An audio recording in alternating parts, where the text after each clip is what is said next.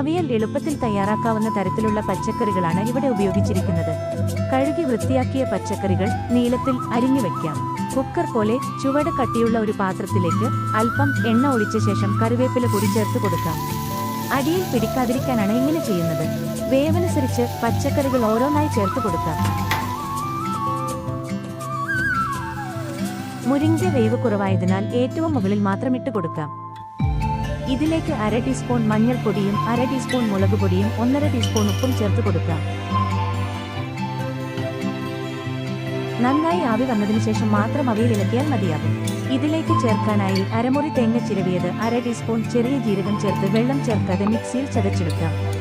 കഷ്ണങ്ങൾ വെന്തു കഴിഞ്ഞാൽ തീ ഓഫ് ചെയ്തതിനു ശേഷം മാത്രം ചതച്ചു വച്ചിരിക്കുന്ന തേങ്ങയും അല്പം വെളിച്ചെണ്ണയും 2 തണ്ട് കറിവേപ്പിലയും കൂടി ചേർത്ത് കൊടുക്കാം. നന്നായി ഇളക്കിയ ശേഷം അല്പസമയം അടച്ചു വയ്ക്കാം. സ്വാദിഷ്ടമായ അവിയൽ തയ്യാറായി.